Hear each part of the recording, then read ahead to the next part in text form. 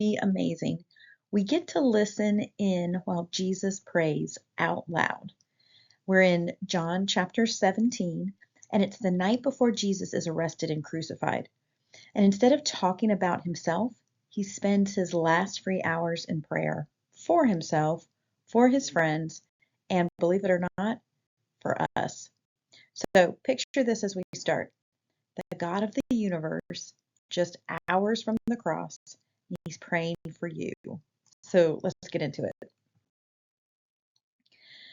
Let's set the scene first. Jesus has just finished the Last Supper with his disciples.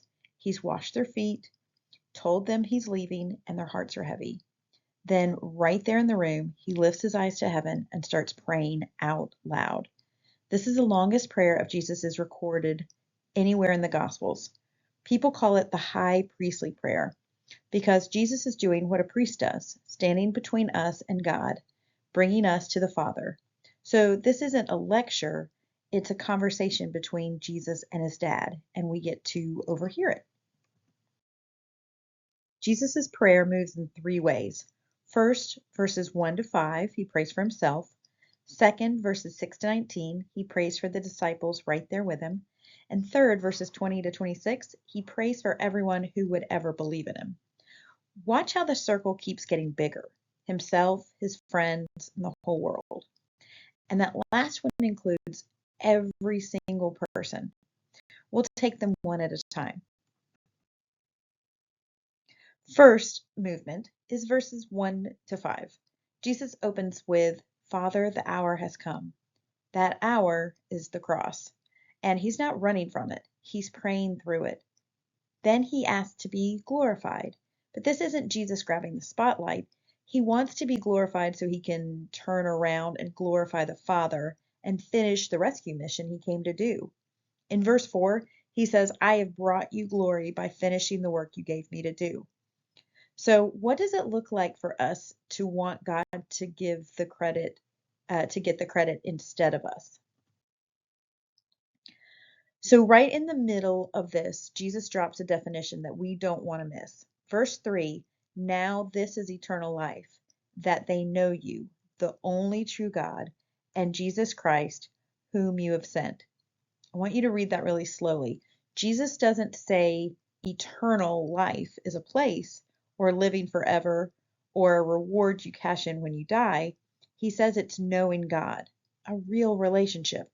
And that means it starts now, tonight, not just someday. So the question isn't only will I go to heaven, it's do I actually know God today? The second movement is verses 6 to 19. Now, Jesus prays for his closest friends, and he asks for four things. 1, protection, keep them in your name. 2, joy, that his only joy would be full in them. 3, truth, sanctify them by the truth, your word is truth. And 4, mission, as you sent me, I have sent them. Here's the amazing part. These are the same things Jesus still prays for his followers today. Ask this when you think about it. Which of these four do you most need this week? There's one line here that's huge for us. Jesus says his followers are not of the world. But then, and this is key, he doesn't ask God to take them out of the world. He prays for them to stay in it and stay strong. So hold two truths together. You belong to God. Your identity and values come from him, not from fitting in. But you're also sent into the world on purpose. Your school, your team, your group chat, you're not called to hide. You're placed there to shine. So where has God placed you to be a light this week? Okay, here's my favorite part.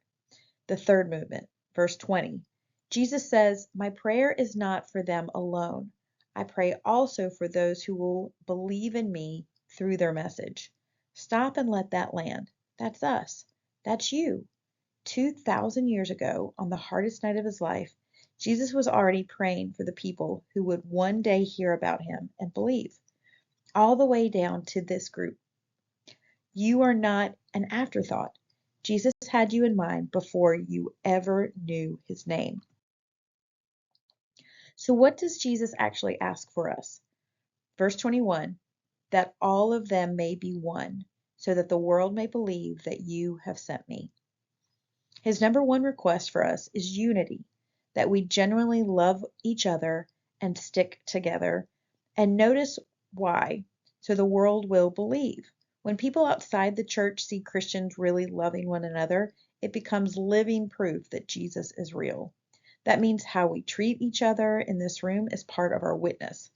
So, where do you see division that Jesus might be calling you to help heal? Before we wrap up, let's lock in one verse to carry this week.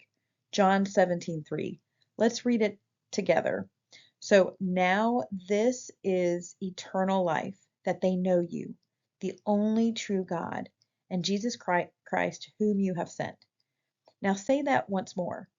Your challenge this week is to memorize it and try to say it from memory next time. Remember, eternal life is knowing God, and that starts right now.